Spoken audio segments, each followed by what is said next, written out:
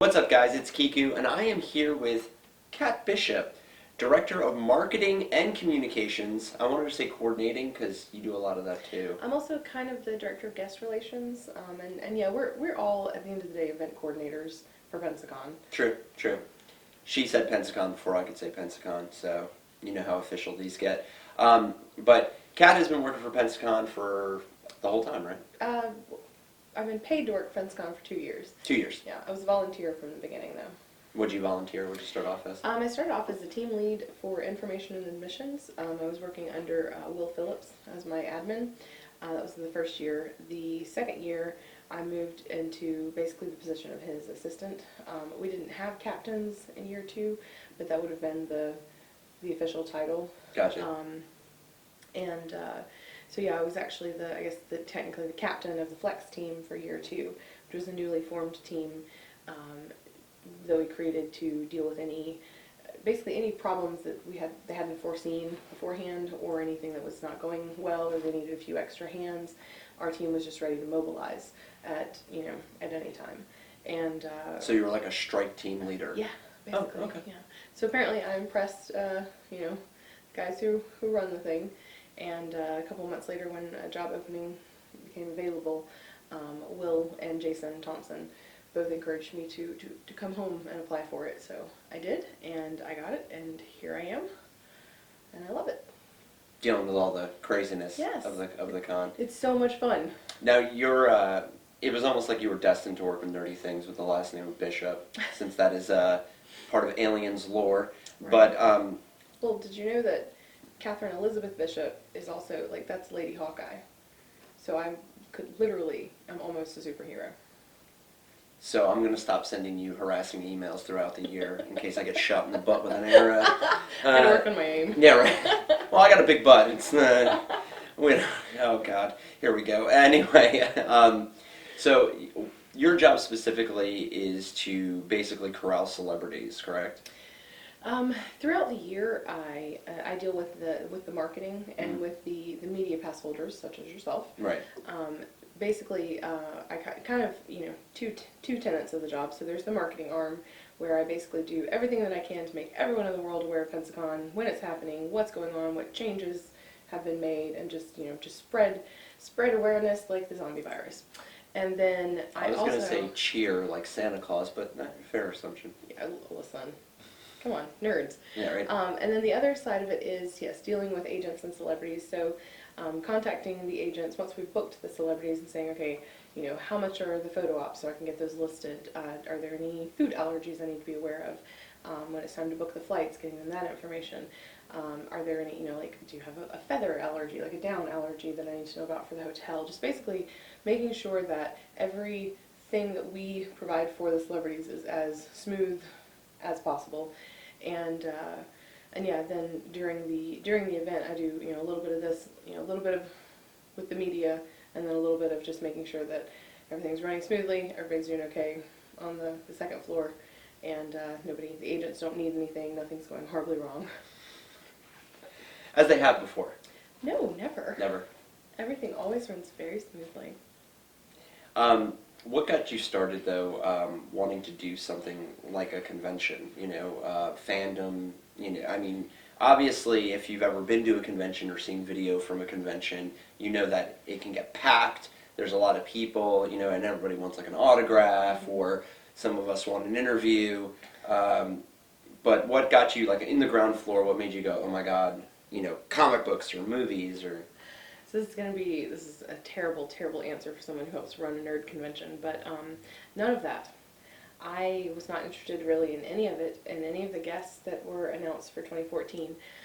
What appealed to me was, as a person who really likes organization and making things run smoothly, I had no desire to attend. I just wanted to be part of the team that made things go. Like, basically, I wanted to be part of the, making sure that Pensacon was a success, because I knew it was going to be a great thing for the community. And there were people I'm sure that I was actually happy to meet, but it was really never about the comic books or the celebrities or the particular fandoms. It's really just more to do with my mild OCD. Like, let's make sure this runs smoothly. So that's why I volunteered the first year, and that's why I volunteered. I flew home from Colorado to volunteer the second year. Oh wow. I purchased a plane ticket on my own dime and flew back here to be a part of it because I believed in Pensacon. I believed that it was the best thing that could happen to Pensacola, and I wanted to make sure that it kept happening for Pensacola. And over the years of working for Pensacon, we have added guests that I've been excited about. But again, like at the end of the day, it's still just a desire to make sure that it runs smoothly, and we don't have near as many problems in year 5 as we did, even in year 4 or year 3. Like that, it gets better every year. Well, I kind of feel like organizational stuff like that is a kind of nerd thing. Excellent. Mainly because there are some of us who shall remain nameless that will go home, and if they see a movie out of order and out of its correct genre shelf, will go bananas. Yeah. I'm more of a alphabetizing. Yeah. But like like my Harry Potters, they're not they're numerical. So like I get you. Like Harry Potter has a slot on the shelf. Yeah, it's just Harry Potter, but Right. it has to be 1 through 7, part Point 2. Right. And then Fantastic Beasts will probably go at the end. Right. Of that. Right, because that will be the only time that non-alphabetization is fine. Right. Exactly. Or maybe it'll go before, because technically, Possibly, yeah, I mean, are we doing it chronologically? I don't know, by date of release or by Or like, actual time in the story, chronology. right? Mhm. And that's, Good point. we'll have to have a show about that. Where F does does this come- actually fit? I mean, F comes before H, so. There's a lot of conundrums in that puzzle. But growing up, what were you a fan of? Reading. I was a huge fan of reading. I liked murder mysteries. I liked a little bit of science fiction, not a whole lot. I liked fantasy stuff. I was really into. I've always been into like Disney, things like I think that. everybody is. Yeah, I mean, who's not into Disney? But I really, all my life, I have loved movies. Like, I would watch. I have very low standards when it comes to movies. Like, I'm basically entertained by pretty much anything. There have been very few movies. I mean, there have been a few recently. And I was like, that was bad. But, like, I'm never like, that was hot garbage and terrible, and I'm never gonna, just. How do you work with the people you work with then? Because Quietly. I know some of them, Quietly. and I know some of them are the fist on the Yes. Table. There are some very definitive opinions about all things in this office.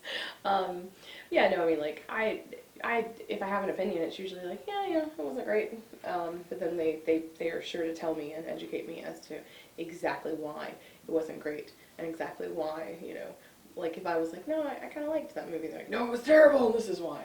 As somebody who has, been a reviewer and stuff like that, I always look at people like me, talking to people like you, as someone who's giving you unsolicited advice. Absolutely. Like, you know what you should do about that boyfriend of yours? Right. And then you're just like, no, I don't, but thank you. Okay, I'll try that. I will hang garlic outside of my door and chant every night for him to come back.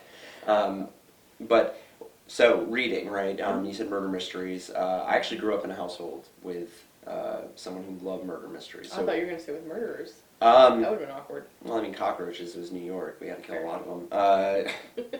Who was your favorite author growing up? I really liked Mary Higgins Clark. Okay. I liked John Grisham. And I read a lot of R.L. Stein books when I was younger. I probably started a little early on Goosebumps. Well, actually, I would read anything I could get my hands on, including the back of a cereal box. So like I raced through all the Goosebumps books, and so I probably started on the Fear Street books a little young for my age, because it got to a point where like there's some creepy stuff in there, right, for like for a 5th grader, and so we got to a point where I was like every like scratch of a branch on the window was an axe murderer, and so my mom was like, all right, that'll be enough of that, and she took them away from me for a very long time.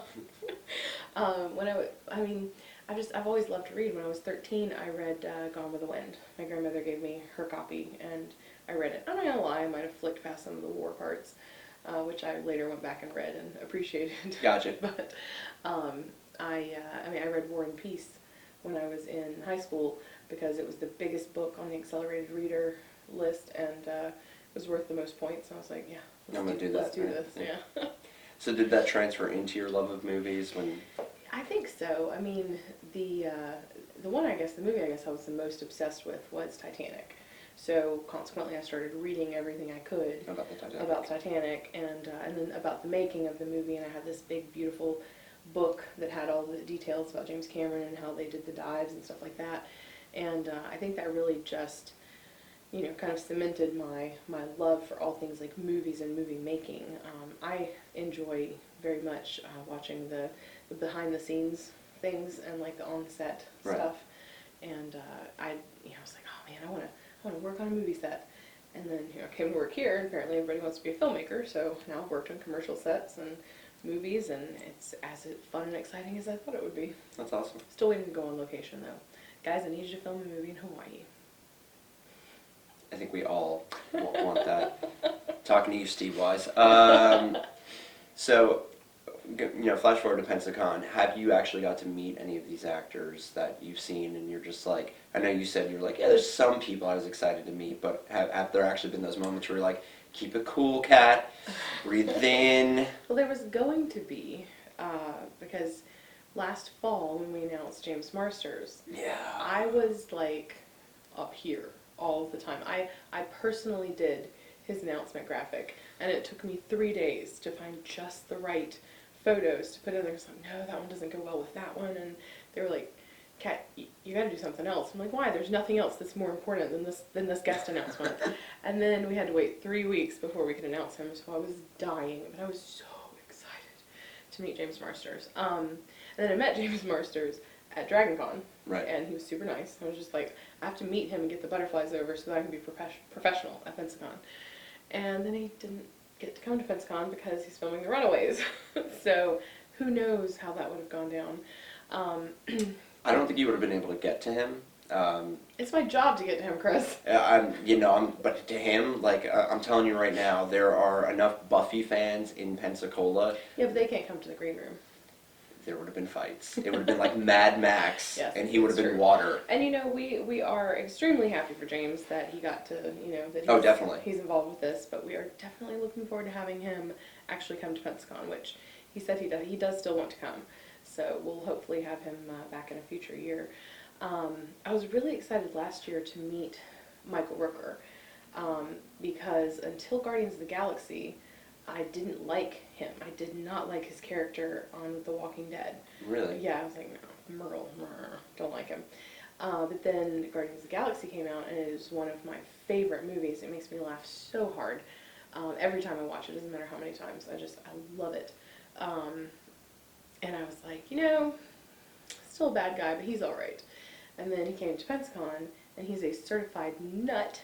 And he's hilarious and in a good way, like in a really good way. A fantastic way. Like he is crazy in the best way, and super nice guy. Like, oh my God, he's so nice.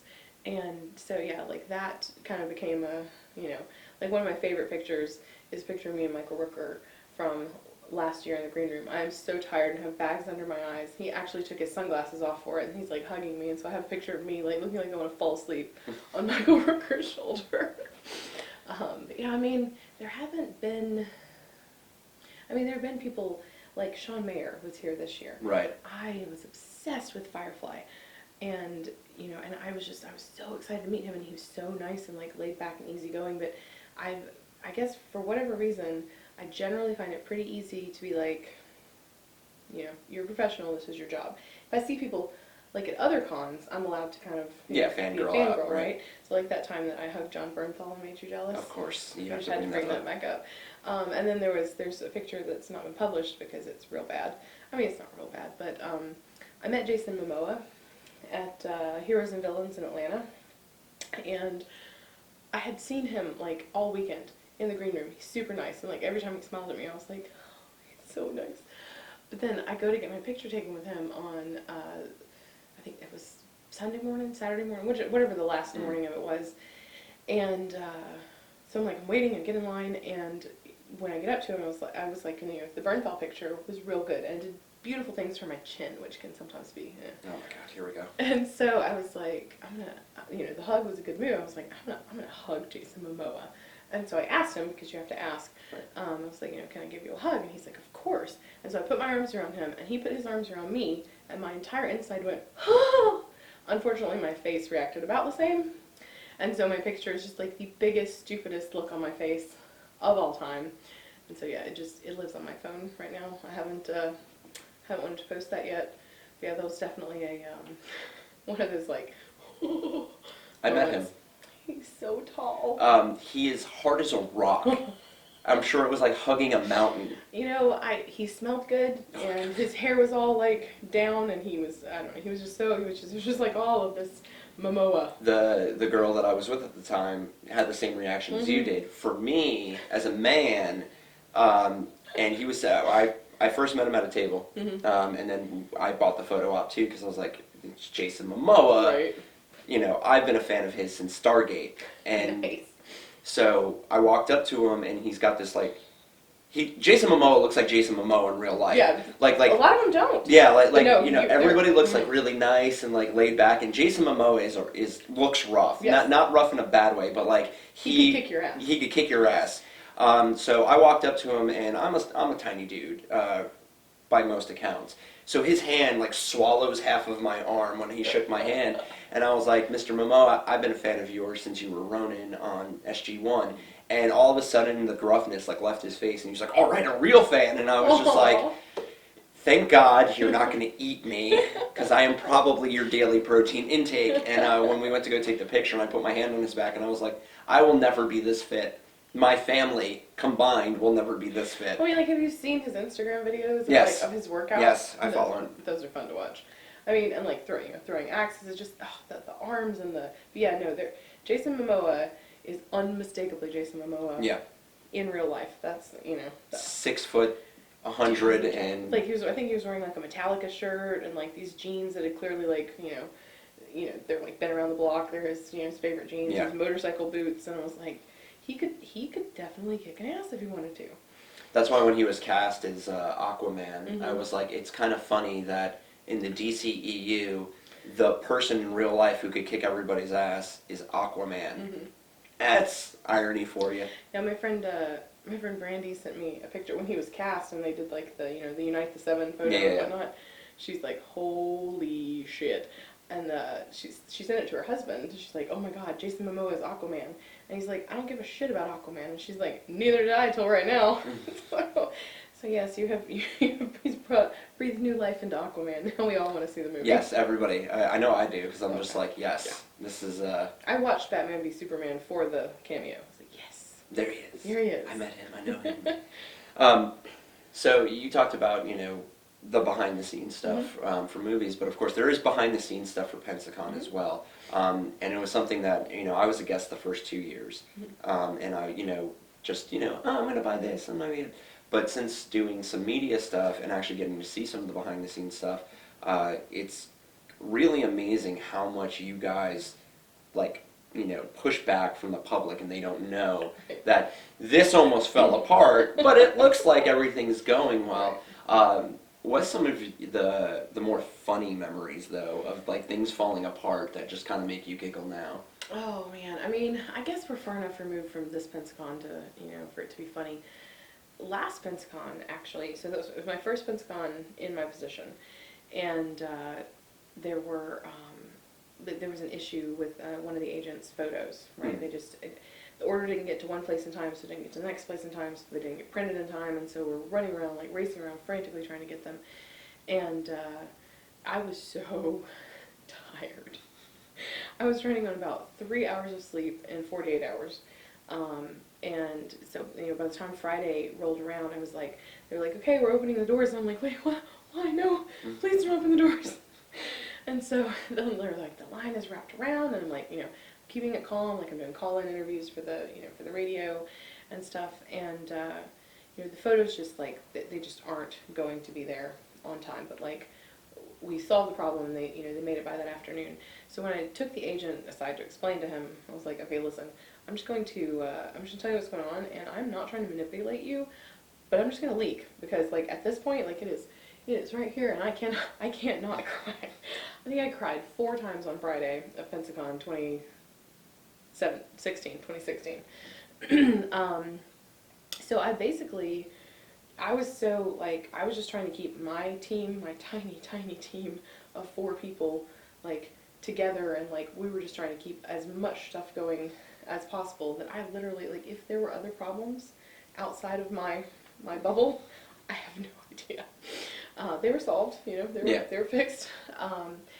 For, for 2017, we had what I like to call a mildly shitty day on Saturday, because while on Celebrity West, the men's toilets were overflowing and potentially, like, running shit water onto the floor, I was actually escorting around some people whose dog had an accident on the floor. So I was standing there waiting for somebody to come and respond. And I felt so bad because I'm like, I'm trying to take these people around to talk to celebrities, or to talk to agents so that they can interview celebrities, because they only had, like, that one day and a few hours to get it done. And they are of course mortified, and I'm like, no, please don't even worry about it. Like, somebody will be here right away. And then, like, nobody's coming, and we're like, guys, we have an incident, like, on the floor, and they're like, we know, we're fixing it. And we're like, no, you're not. Like, we're standing over it. You're not They were talking about the other side, because these things are happening simultaneously. But due to the, quick action of the Bay Center with the toilet thing, they got the plumbers out, and apparently somebody stuffed a t-shirt down the toilet. Who does that? Don't put your t-shirts in the toilet. Bad things happen. So they fixed that, and then one of our volunteers, like, came and stood over the accident until that could be handled. And so, like, unless you walked by and you noticed that we were, like, kind of all congregating around a pile of poo, I imagine one of the team leads just kind of standing there like, you need to back up, sir. No, not even. No, not even that. Just very casually, just kind of standing here, like, let's go around. Let's go around. And I think, honestly, like, I have to give our volunteers credit, because they are the best volunteers. I think one of them actually ended up, like, cleaning up the majority of it until, the Bay Center was able to get somebody over there and, like, do the whole, like, carpet shampoo thing. Yeah. But, yeah, that was definitely a whoops. But again, like, until I told the story, Nobody knew, I mean, it's little things like that we work hand in hand with the Bay Center. They're kind of our partners in making sure this all goes well. And they do such a fantastic job every year of just helping us to solve issues before they become, like, issues, So there aren't a whole lot of things anymore, knock wood, that go terribly wrong. Right. Occasionally we'll have somebody miss a flight, or forget to get on a flight, or, miss 2 flights and not be able to show up at the show. But for the most part, I haven't forgotten to book anyone a hotel room or forgotten to book anyone's flights. Right. Yeah, so far. Yeah, I mean, like, basically the things that happen are little things. So by comparison, I expanded my team this year, had more people working with me. We worked on things ahead of time, and so I basically had 2 people with me at all times.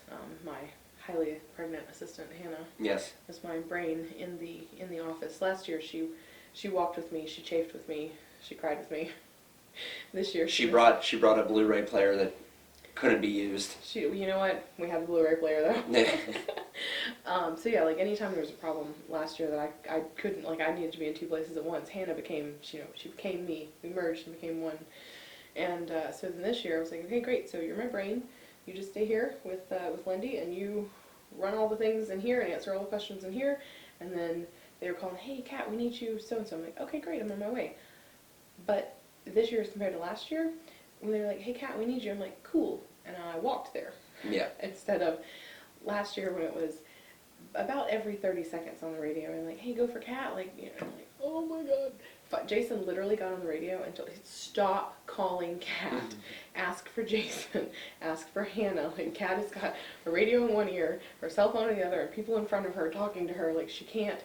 I remember she can't help you right now. This year you definitely looked way more zen, and then, but the year before I think at one point you're like, not now, and I was like, I'm gonna go. I'm sorry. No. I mean, I understood, and I think but it was I mean, as somebody who's kind of on the outskirts of the inner working, right? Being able to see, like, you stop and be like, oh hey, and it was like, oh, nothing's been set on fire Nothing's today, on so fire. we're good. Nothing. We're good. This is fine. This is fine. Everything's fine. Everything's just fine, and this year really was. It was fine. I mean, I know we did have some. We had a few issues, and obviously, not funny behind the scenes issues, but there, there was a little bit of a slowdown with our ticket printers. Getting everyone in the building took a little bit longer than we wanted it to, and we had some issues with VIP parking that were brought up to us afterwards. But as Pensacon does, like when we identify issues or people bring issues to our attention, we fix them immediately. So Mike and I have already been to Pittsburgh. We met with our ticketing providers and we've solved the problem for next year. And we met with the Bay Center the same week and solved the VIP parking issue. So basically, anyone who's like, oh, this is my, these are big problems. These problems have been solved. We're working on a couple of other ones, but hopefully with the goal of having everything run smoothly for year 5, because we were really excited about year 5. Well, I mean, the con grows every year. Pensacon hasn't hit a plateau yet. Not yet. Not yet. And I mean, if you really think about it, going through the doors, the early estimate was what, 28.5? 28.5 was the attendance over the course of the weekend. Yeah, so 28,500 people, and last year it was 23.5. 23.5. So I mean, you're looking at 5,000 people. Yeah. And I mean, the year before it was 16. It was 22. Yeah, and then the first year we anticipated 5, but it was actually 11. 11. So I mean, it's growing. Yeah, these are problems from growth, not really like we just don't know what we're doing. Well, and because we wanted to be able to to grow, we actually added a 5th venue this year, the Pensacola Little Theater. Right. So basically, we started with 2 venues in 14, and we've added a venue every year since. Now we're kind of out of large enough venues to add for panels, but we seem to have hit a really nice amount of places for people to go. Right. We expanded Poseidon's Bay in the back, which helped as well, because there's a lot of entertainment and stuff out there. So with the addition, with the expansion of Poseidon's Bay and the addition of the Pensacola Little Theater, we were able to get 5,000 more people through the doors without it feeling like, oh my God, there's 5,000 more people in here. People actually told us, they're like, it felt less crowded than last year. We're like, great. Because we gave you more places to. Yeah, no, it definitely did. It definitely did. Even down on the vendor floor, it felt like I've got room. Right. Yeah. Like, it was you can kind of flow through here and not be. Cause, I mean, I've been on the vendor floor. Like I had to cross the vendor floor before when it was just like. Excuse me, pardon me, excuse me, I'm sorry. Especially in cosplay. Yeah, never for me. Never in cosplay. I think it would be fun. Where's our director of marketing? Oh, she's the lady over there in cosplay. Yeah, negative. People actually ask us that. They're like, hey, what do you cosplay as during the con? I'm like, a really tired person. Like, that's, and a blur. And the Flash. The tired Flash. The tired Flash. The sleepy Flash. Sleepy Flash. I get less flashy leading up to Sunday. Well, that would have been really good this year. You could have gone up to John Wesley Shipp and been like, you're Flash Daddy Mac. I'm Sleepy Flash. We should have a show together. We got a picture together. He's a beautiful man. I want him to be my dad. God, so he sweet, was so too. nice. Yeah, I'm just like walking into your presence. There's like an aura of oh. I interviewed him, and he was actually my first interview, and I was like, I need to do this because I'm old enough. I saw the original Flash, and of course, I also remember him as Bastion's father from the Neverending Story too, right? Right. And when he started talking to me, I was just like, you really are just a nice guy. Like, there's no fakeness there. Yeah. Like, we try very hard to book nice people to come to Pensacon, and we have booked people for Pensacon that other people have told us, like, oh, they're difficult to deal with, like, they're going to be a problem. Nice as could be. Mike, very much, he says it all the time, and I believe it. It has a lot to do with the way you treat people. right. And that's how they're going to react back. So, like if we're like, hey, we're taking care of you. Like, we care about you. You are all our guests. And like, everybody from our local cosplayers to Henry Winkler and everyone in between, like, just, they're all our guests. So we treat them all the same. Like, they're all important to us because they are. And I think that has a lot to do with the way that they react and respond to fans. Well, I mean, you can see that. I mean, I haven't heard one negative thing about any of the guests this year. Same. And even a couple of them who I thought, would be like edgy, Right. not mean, just like they would just be edgy, and they were just like, no, nice, Yeah, super nice people. Yeah, we have some really great guests. So, is the plan though for you guys to take over Blue Wahoo Stadium for a weekend? That's what I want to know. Oh my God, never. Oh, everybody's like, oh, you should expand. Like, you should go to the fairgrounds. And we're like, do you realize how much smaller that actually is? No, the fairgrounds I'm not cool with, but I want to see like Mike and you, like Bon Jovi Stadium, like come out of a stage and like welcome to Pensacon. If we were doing like a musical thing, or like a hey, these are the kickoff ceremonies or something, that might be a thing. But outside, just not a good place for a con in February. True. Just not gonna happen. I mean, it depends. I mean, it was kind of warm this past February. It Right now warm. it's freezing, but... But you realize that on Saturday, we had, like, emergency contingency plans for rain that thankfully never really materialized. But, like, they were talking, like, severe rain. And we had a bunch of stuff outside, like, under tents. Like, like, people have things that, here they are. And then, yeah, so, like, what are we going to do if it rains? I mean, thank goodness Steve is probably the most prepared person I know for a lot of things. He already had, like, a plan in place, and so when the base center was like, okay guys, so, like, here's our plan, what's your plan? I was like, Steve, what's our plan? Like, this is your area also, but what's our plan? And he's like, I got it, it's cool, and, like, so gave it to him, and luckily we didn't have to put it into place, but, yeah, it's good to be prepared, right? It is. Yeah. So 2018, already announced some guests. You got Lou Ferrigno, Kevin Nash. We just announced Kevin Nash today. This morning, yeah, I saw that. We announced Michael Morona and Danny Tamborelli Right. from the Pete Adventures and of Pete and Pete. Lita, which is Amy Dumas, she kind of, according to Mike, because I know nothing of this, she kind of paved the way for women wrestling. Yes. Apparently. Like, she's a trailblazer. I wouldn't say she paved the way, but she was definitely like the. I think she showed the full like capability of what women wrestling could do. Because I mean, in the '80s there was a women's wrestling league, and I remember watching it on TV. And there was always like somebody managers, and sometimes they would get in the ring and wrestle a little bit. But she was part of the Hardys when she came in, so she would always do like backflips off the top turn. And you're like, oh my God, women can do that too. See, like yes, they're human beings as well. I defer to your knowledge because I have none. That was the Attitude Era. That's the only time I watched wrestling, but it was really good. No, that's really great though. Yes, Lita will be here. We've also got Paul Blake, who was Greedo from Star Wars, and we've got Fraser Hines from Doctor Who. He was a companion to the second Doctor, I believe. We've also got some interesting people in the pipeline.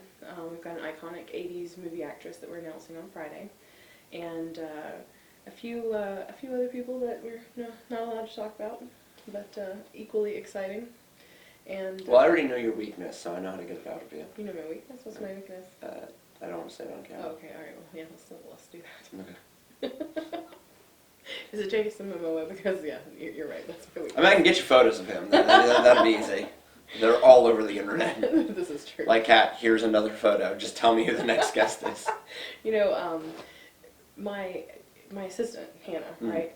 She's my assistant like for 2 weeks, but she's my friend throughout the year, and she is one of many people now who have taken to, like, if they can tell I'm having a bad day, or if maybe it's just like not a bad day, but just like they'll send me pictures of Sebastian Stan, and I just like so I'll just get a little pop up and be like, oh, my day's better now.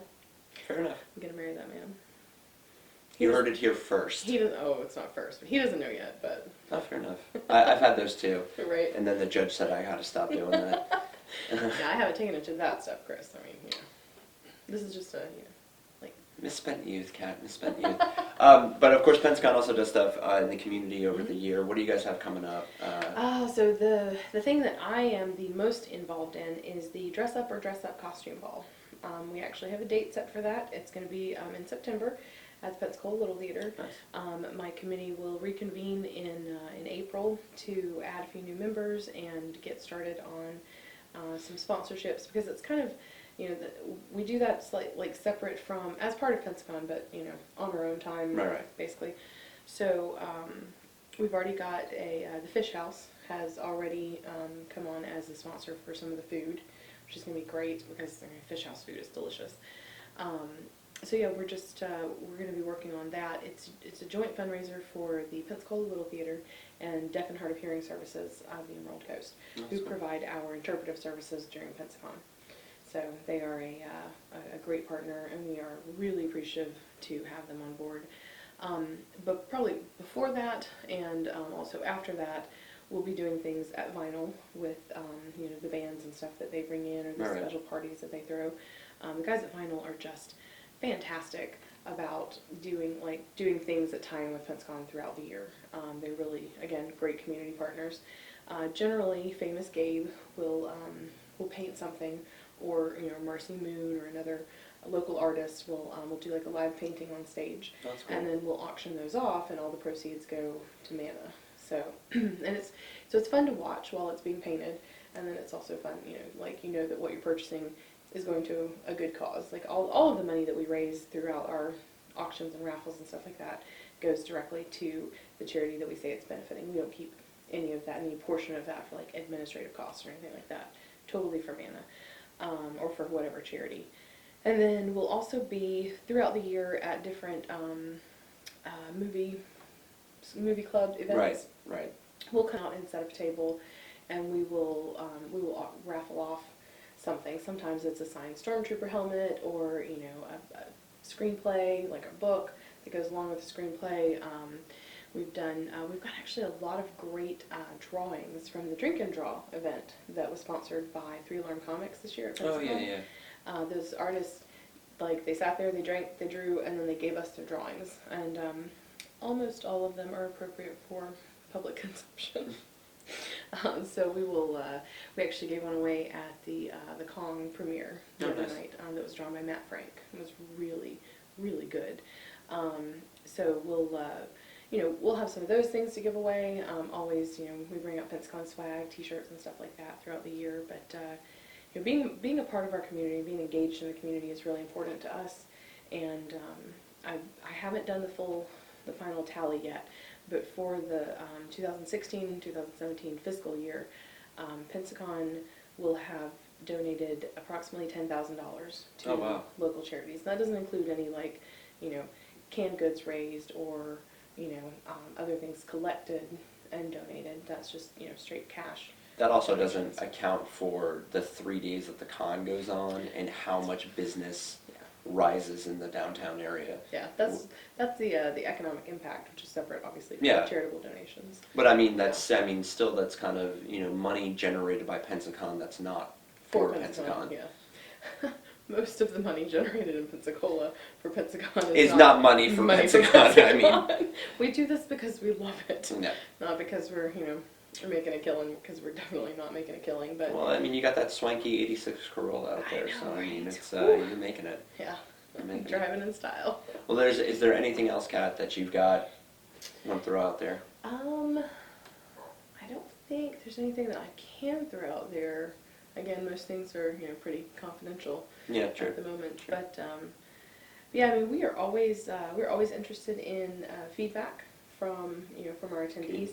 I'll actually be sending out an attendee survey here in the next couple of days to everyone who purchased a ticket for 2017, just to to ask them how their experience was. And it is a little, it does break it down by different locations that they visited, so it's not like it's the fastest survey, but it's not like a 20-minute survey. So yeah, I mean, if you attended and you get the survey, I'd really appreciate your feedback, because we do look at those, and we do look at areas for improvement so that we can improve, because at the end of the day, we want to be a fun and welcoming place for everybody. Right. So, sorry if you weren't amongst the limited few who got the VIP tickets in 3 minutes, but 3 days. Easy. I know, right? It's so crazy. 3-day passes are going on sale April the 1st, and they are a fantastic price of only $55 for 3 days of fun.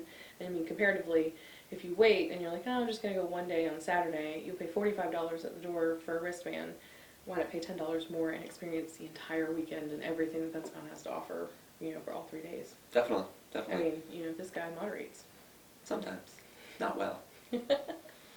I've been asked back, so obviously well. I don't know. But of course, Kat, thank you for doing this for us. And of course, if you guys see Kat out in the community, say thank you, honestly. Oh, or just hello. You don't have to thank me. I mean, On your knees, hi. Wayne's World style. I'm not worthy. Just one person do it, so I know that Kat had to experience that Oh throughout my her God. day. But of Be course, completely humiliated, by the way. even better reason to do it. So with that, guys, keep it nerdy. Thanks for watching, and as always, catch you next time.